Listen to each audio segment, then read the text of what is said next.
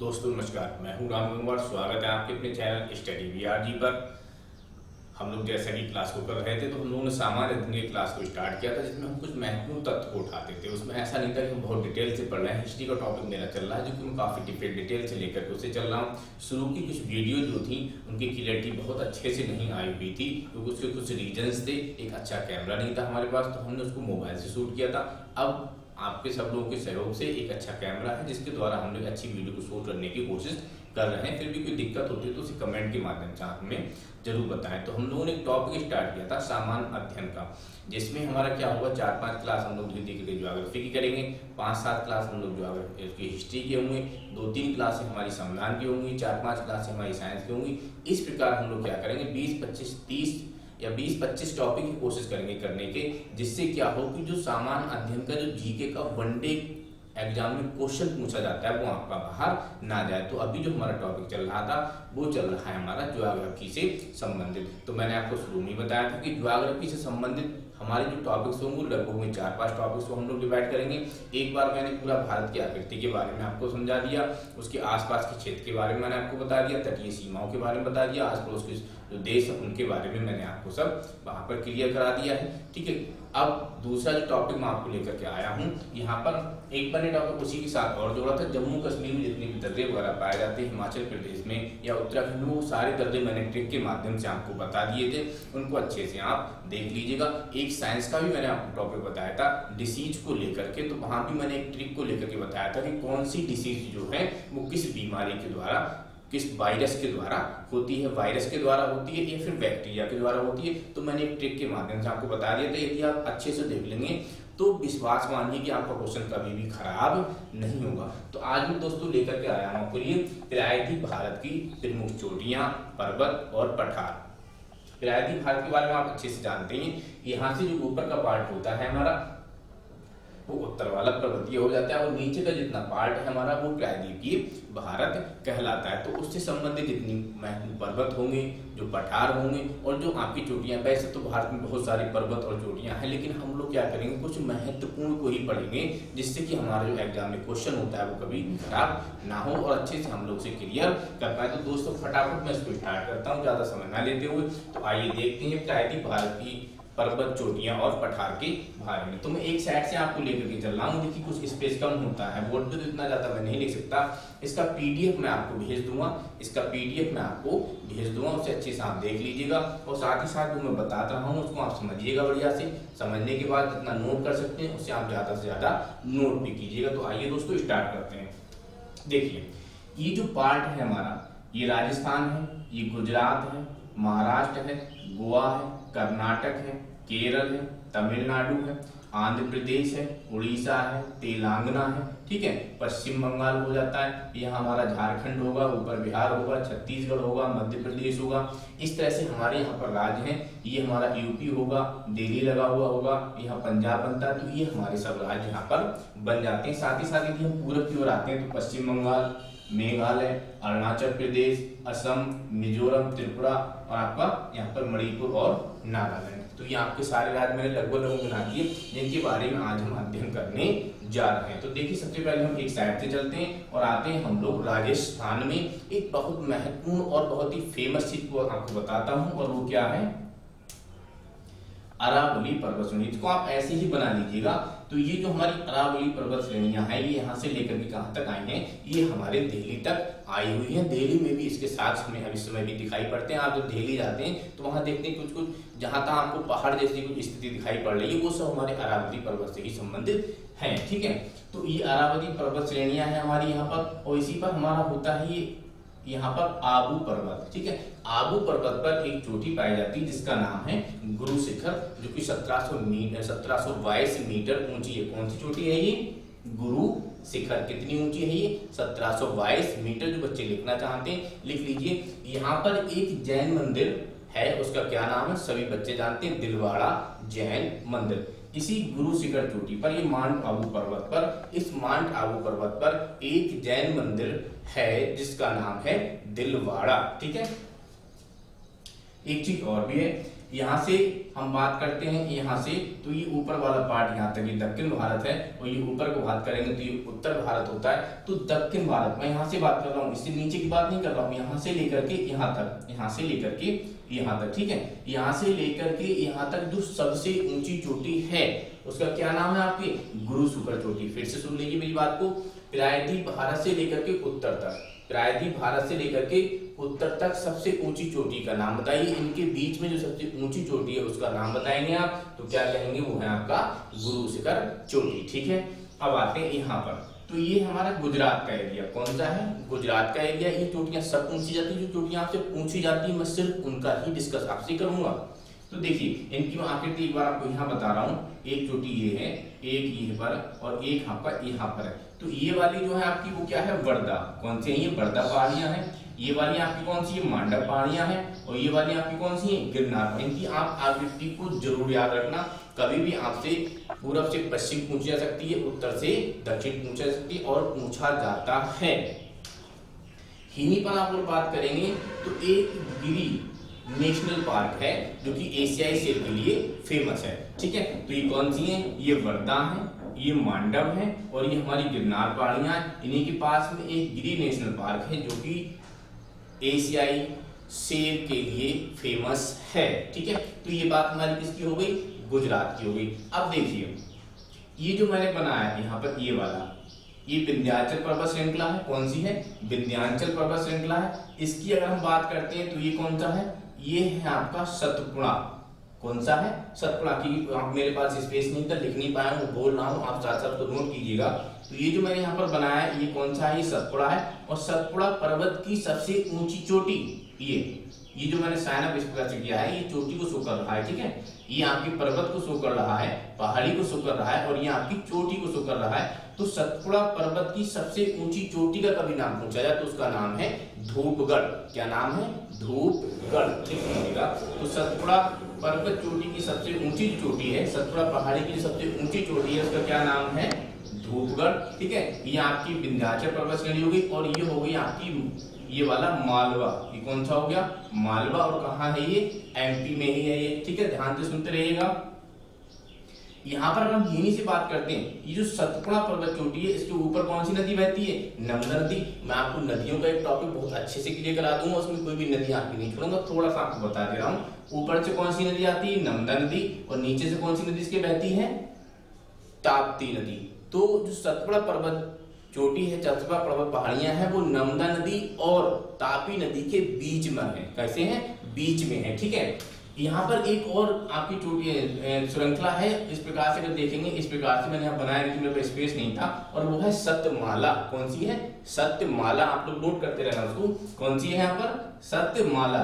देखिए सतमाला, मैं ये सब क्यों बता रहा हूँ अभी आपको बता दूंगा, बस अभी नोट कर लो, ये कौन सी है, सतमाला। ठीक है, यहाँ पर ये जो चोटी है वो क्या नाम है, कालसुबाई। और यहाँ जो हमारी जो श्रेणी है वो कौन सी है, हरिश्चंद्र पहाड़ी है ये। और यहाँ पर हम बात करते हैं महाबलेश्वर। और ये सब जो है इतना बड़ा पार्ट ये हमारा कहाँ है, ये हमारा, ये सतमाला भी ये हमारा कहाँ है, ये हमारा महाराष्ट्र में है। कहाँ है ये, महाराष्ट्र में। अब देखिए क्वेश्चन कैसे पूछा जाता है, उत्तर से दक्षिण की ओर लगाइए, उत्तर से दक्षिण की ओर लगाइए। तो सबसे पहले उसने क्या दे दिया यहाँ पर, आपको ये वाली चोटी, फिर आपको कौन सी दे दी, आपकी ये वाली सतपुड़ा, और फिर उसने क्या दे दिया यहाँ पर, सतमाला दे दिया, और फिर क्या दे दिया, हरिश्चंद्र दे दिया। तो सबसे ऊपर कौन होगी, मालवा, फिर कौन होगा, सतपुड़ा, फिर कौन होगा, सतमाला, और फिर कौन होगा, हरिश्चंद्र। क्लियर हो गया, इस टाइप से क्वेश्चन पूछा जाता है। यह पूछेगा अब बताइए भाई पूरब से पश्चिम की ओर बताइए या पश्चिम से पूरब की ओर बताइए। अगर आपको ये आकृतियां याद हैं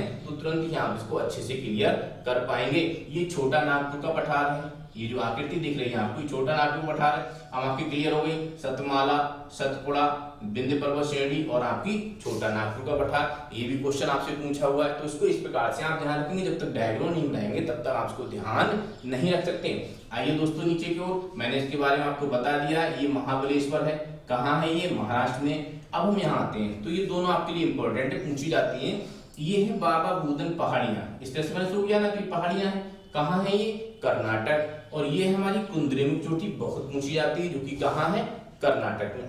इस पार्ट को मैं छोड़ के चल रहा हूँ, अभी आपको बाद में बताऊंगा। यहाँ आ जाता हूँ। एक चीज और जानते होंगे, आपने पढ़ा होगा मालदा गैप, तो जो पूर्वी क्षेत्र का एरिया है, मेघालय का पठार है, जो मेघालय का, क्योंकि मेघालय कहाँ है हमारा, ये मेघालय का एरिया है, तो जो मेघालय का पठार है ये पहले किसका भाग था, क्वेश्चन आपसे पूछा जाता है कि मेघालय का पठार किसका भाग था, प्रायद्वीपीय भारत, असम का, या फिर अन्य, या इस तरह से यहाँ से और भी आपको दे सकता है। तो जो हमारा मेघालय का पठार है ये किसका भाग है, ये हमारे प्रायद्वीपीय भारत का ही भाग है, लेकिन मालदा गैप के द्वारा, यहाँ पर कौन सा गैप है, ये मालदा गैप के द्वारा ये भी क्वेश्चन पूछा जाता है कि मेघालय का पठार प्रायद्वीपीय भारत से या प्रायद्वीपीय पठार से किस गैप के द्वारा अलग हुआ।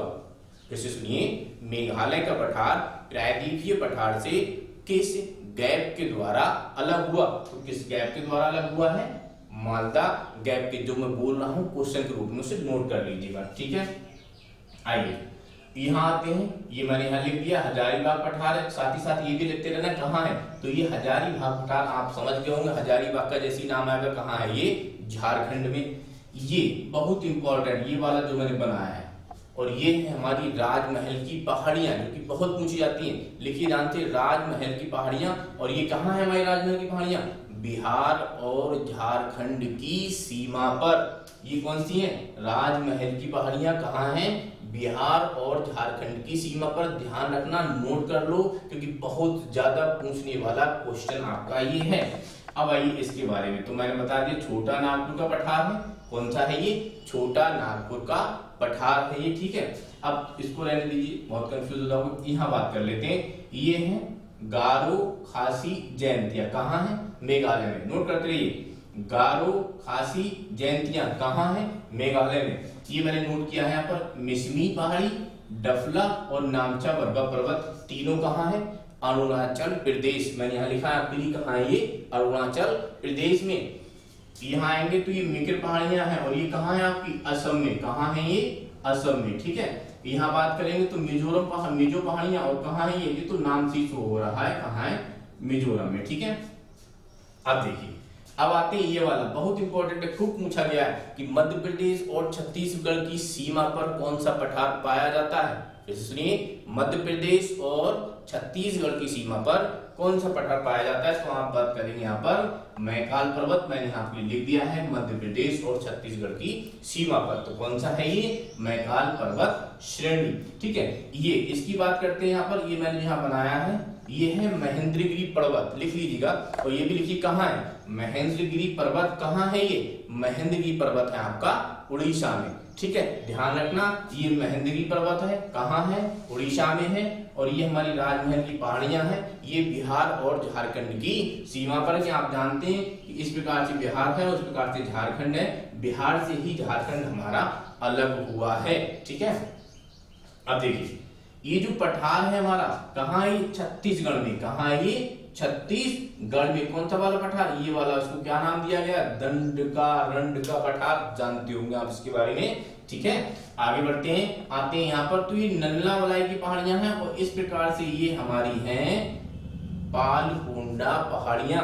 ये कौन सी हैं, नल्ला मलाई पहाड़ियां, और ये कौन सी हैं, पालकुंडा पहाड़ियां। कहाँ पर है ये आपकी, आंध्र प्रदेश में, कहाँ है ये, आंध्र प्रदेश में। यहाँ पर जितनी पहाड़ियां मैंने चोटियां आपके लिए लिखी हैं वो सब वही लिखी हैं जो कि आपसे पूछी जाती हैं, इसके अलावा मैंने कोई भी आपके लिए नहीं लिखी है, ठीक है। आइए यहाँ आते हैं, अब आते हैं हम तमिलनाडु में। ये वाला जो पार्ट हमारा किसका है, तमिलनाडु का। ये चारों पहाड़ियां आपसे पूछी जाती हैं, ये चारों आपसे पूछी जाती हैं, इसलिए मैंने चारों लिखी हैं। और अब पूछा जाता है उत्तर से दक्षिण की ओर, उत्तर से दक्षिण की ओर, इसी मैंने उत्तर से दक्षिण की ओर आपको आकृति बना के लिखा है। देखिए, जवादी, शेवराय, पंचमलाई और सिरुमलाई चारों आपसे पूछी जाती हैं, ठीक है, इसलिए इसको ध्यान रखेंगे। जवादी, शेवराय, पंचमलाई और सिरुमलाई, ठीक है, क्लियर हुआ होगा, ठीक है। तो यहाँ हमने इतनी ऊपर की बात कर ली है, अब हम आते हैं इस वाले एरिया पर, ठीक है। तो इसके बारे में अच्छे से सुनिए, मेरे पास स्पेस नहीं था इसलिए मैंने इसको यहाँ पर लिखा नहीं है, अब मैं आपको यहाँ समझा दे रहा हूँ, समझिए। ये है नीलगिरी पर्वत ग्रंथि, लिखते रहिएगा, मैंने इसको डायग्राम बनाई दिया आपके लिए। नीलगिरी पर्वत ग्रंथि है ये, ठीक है, नोट कर लेना। आप एक डायग्राम बनाइए, इस प्रकार से अपना बना लीजिए, इस प्रकार से, और यहाँ पर इस प्रकार से बना लीजिए। मैं आपको ऐसे बता दे रहा हूं, इस प्रकार से, ठीक है। तो ये और एक मैंने पीछे एक वीडियो भी बनाई है, तो शायद उसमें भी इसके बारे में मैंने इसको जिक्र किया है, आप फिर से एक बार इसको देख लीजिए। ये है नीलगिरी पर्वत ग्रंथि। कौन सी है ये? नीलगिरी पर्वत ग्रंथि। ये जो नीलगिरी पर्वत ग्रंथि है, ये पश्चिमी घाट के पर्वत और पूर्वी घाट के पर्वत, इस प्रकार से पश्चिमी घाट और पूर्वी घाट के पर्वत आए हुए होंगे, ठीक है।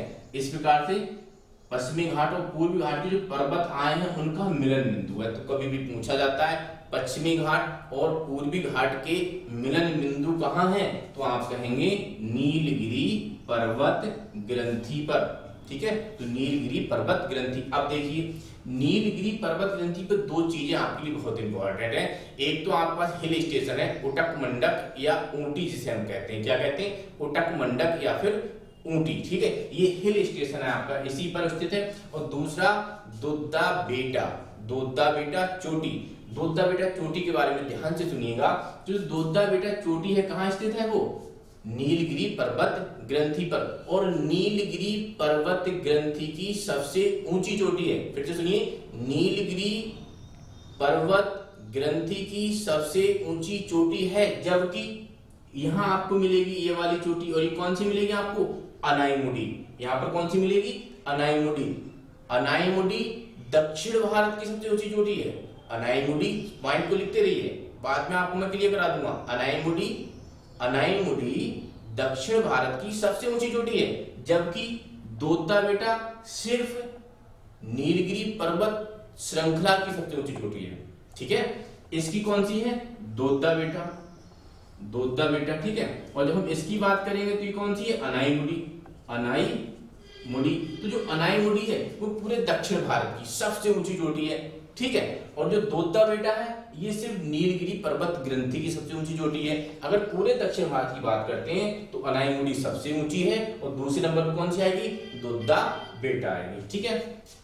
इसके बाद में मैंने आपको ये जो बनाया, ये लाइन बनाई है, ये वाली, ये है आपका पालघाट दर्रा। ये वाली जो लाइन जो मैंने खींची वो दर्रा है। ये कौन सा है? पालघाट दर्रा, ध्यान रखिएगा इसको, कौन सा है? पालघाट दर्रा। ये क्या हो गया आपका? ये वाली छोटी अनाईमुडी हो गई। नीचे आएंगे ये वाला तो मिलेगा आपको कार्डामम की पहाड़ियां, इलायची पहाड़ियां। इसको डायग्राम बना के साथ ही साथ नोट कर लेना, वरना भूल जाओगे। फिर से एक बार रिवाइज कर रहा हूं। नीलगिरी पर्वत ग्रंथि सबसे ऊंची चोटी, दोद्दा बेटा, ऊटी या उटक मंडक, इस पर हिल स्टेशन है। ये हमारा दर्रा, और कौन सा है ये? पालघाट दर्रा। पालघाट की नीचे बात करेंगे, पालघाट की नीचे बात करेंगे तो आएगी आपकी कौन सी? अनाईमुडी पर्वत चोटी। और उसके नीचे जब हम बात करेंगे तो आएगी कार्डामम की पहाड़ियां या इलायची की पहाड़ियां। और उसके नीचे अगर हम बात करेंगे ये वाली लाइन को, तो ये कौन सा दर्रा है? ये हमारा सेनकोटा दर्रा। कौन सा? सेनकोटा, सेनकोटा दर्रा, ठीक है, सेनकोटा दर्रा। तो ये था आपका एक महत्वपूर्ण टॉपिक जो कि था चोटी, पहाड़ी और पर्वतों को लेकर के। मैंने आपको दक्षिण भारत में जितनी भी चोटियां हैं, जो भी पहाड़ियां हैं या जो भी आपकी पर्वत हैं, और जो आप यहाँ पर जो दर्रा आपको मिल रहा है, ऊपर वाला पालघाट है, नीचे वाला आपका सेनकोटा है। ऊपर मैंने दो दर्रे जो महाराष्ट्र में है वो पहली वाली वीडियो आपको बता दिए, तो उनको जानने के लिए आप पहली वीडियो को देखिएगा। तो ये आपका टॉपिक ये वाला था। अगले टॉपिक के साथ मैं आपके सामने फिर उपस्थित हो जाऊंगा, जो कि हमारा हो सकता है आपकी नदियों को लेकर के बहुत ज्यादा, वो भी आपके लिए महत्वपूर्ण होगा। तो दोस्तों कैसा लगा ये टॉपिक कमेंट के माध्यम से बताइएगा। अगर अच्छा लगा है तो शेयर कीजिए, सब्सक्राइब कीजिए और अच्छे आप कमेंट कीजिए। तो मिलते हैं अगली वीडियो में, तब तक के लिए जय हिंद, जय भारत, नमस्कार।